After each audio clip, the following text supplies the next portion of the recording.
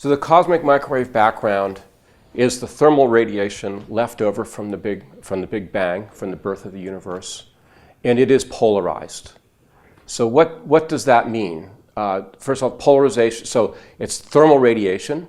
That means it's just like radiation that comes off of a stove burner, or radiation that comes from the sun, or radiation that comes from a radiator. It's electromagnetic radiation made of oscillating electric and magnetic fields. So what does polarization mean there? Polarization just means that the electric fields in the radiation are oscillating more one way than the other. Okay? So it means if the electric field of the radiation is oscillating more that way than that way, the radiation is polarized like this. Perfect thermal radiation is not polarized. It doesn't have any polarization properties, yet the cosmic microwave background is polarized. So this is just this. It's a fundamental process. So how does it get polarized? Where does polarization come from? We are all familiar with it. For example, if sunlight comes and scatters off the atmosphere, it's polarized. But even more commonly, say, if it's scattered off the hood of your car, it's polarized, right? The radiation comes in, and just because of the interaction of the light with the atoms in the hood of your car, the light you see ends up being polarized more with the electric field oscillating like that than like that. That's why polarized sunglasses work. What polarized sunglasses do is they block that component and only let through that component. Okay, so the microwave background, the cosmic microwave background, comes from the birth of the universe, and so there are no hoods of cars in the early universe. So then the question is, so how is it polarized? Where does that polarization come from?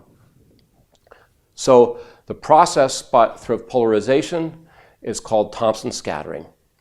And first, let's consider that, and this is a process that takes place not at the Big Bang, but later. Not at those very first instances, but later, after the universe has evolved, say, roughly 400,000 years.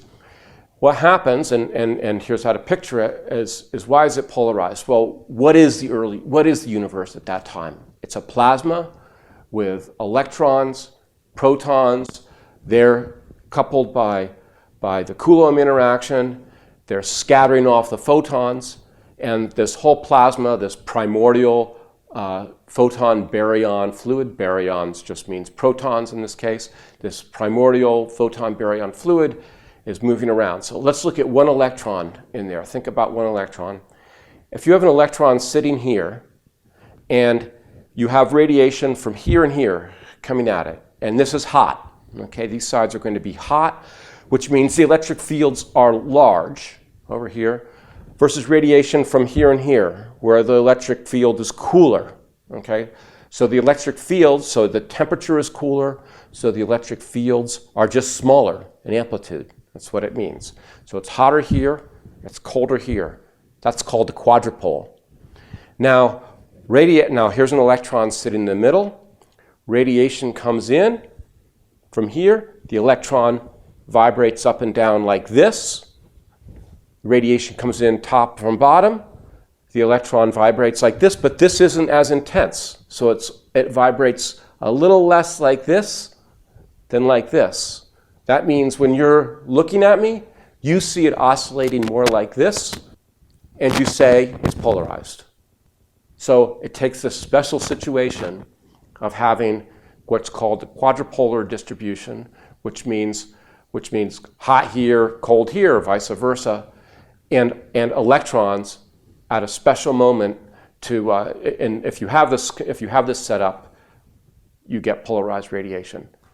In the early universe, you have that set up at this period called decoupling, this is a period just as the universe is expanding and cooling, just before it gets cold enough that the electrons can attach themselves to a proton to make hydrogen. Just before then is when this radiation, is when the scattering happens in this way to polarize it. And it's a pretty neat process. You can see that the situation has to be just right. Imagine for a moment you have cold spots up here and hot spots. There's not just radiation that's coming out towards you. What those electrons are doing at the same time is they're taking those hot spots, so this rate polarization now, and it's scattering that into the cold spots. So at the same time as it's making polarized radiation in this direction, it's trying to equalize the temperatures of these other two. So all these processes are going on in the early universe. So now, but let's then say, okay, so there it is. We have this one electron doing this. Where does that special pattern of radiation come from? Where does that quadrupolar pattern come from? Why does it exist? What happens to get this in this particular epoch in the universe is it comes from the motion, the velocity of this primordial plasma.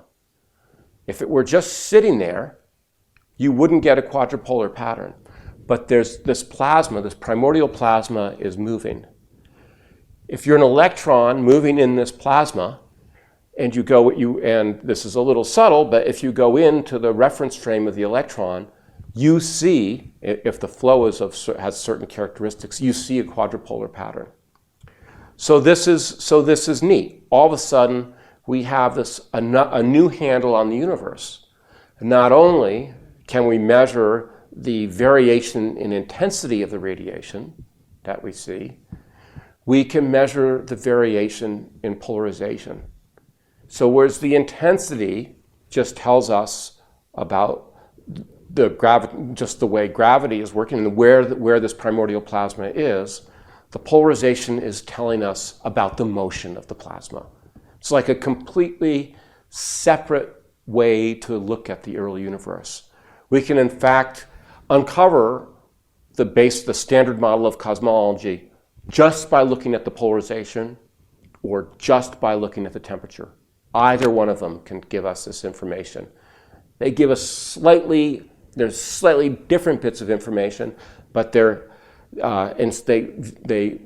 sample the early universe slightly differently, but to an excellent approximation, but you can deduce properties separately from them all. So why is that neat? So we can now, we have these two handles on the universe. It's like two separate tests of the standard model, right? We have this built-in check, so we can know we're right.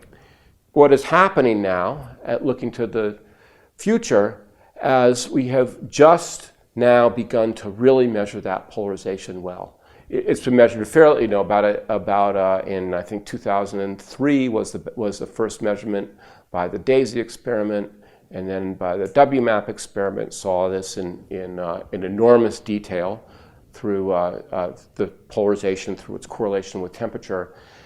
And now it's becoming a tool to really measure all the parameters of the standard model. And again, here's why it's special. Imagine that you were looking at the ocean from a high cliff, and you were to just look down on the ocean, you would see waves. And that would be like looking at the early universe. And there's much more to the ocean than that. Those waves are moving, they're interfering, they're crashing. But if you just look at it for a second and you take a snapshot, you can't see that. You have to watch it for a while to see where those waves are going. But now, when we're looking at and that's the momentum of the waves. Now, when we're looking at the early universe, we can look at it in one instant.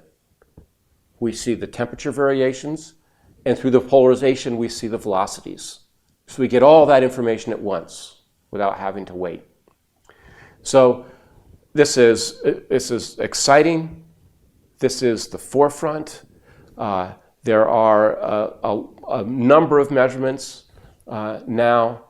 At the end of 2014, the Planck satellite will release maps of polarization over the whole sky, all the way around. Before the end of 2014, both the Atacama Cosmology Telescope and the South Pole Telescope will also release large-scale pictures of the polarization. In fact, the Atacama Cosmology Telescope already has. The Polar Bear Telescope, or the Huntran Telescope on the Polar Bear experiment, has just recently released pictures of the polarization, and the BICEP experiment at the South Pole has recently released pictures of the polarization. So these experiments are all maturing now, and in the near-term future, we'll have this brand new picture of the universe through its polarization properties as opposed to through its just temperature properties.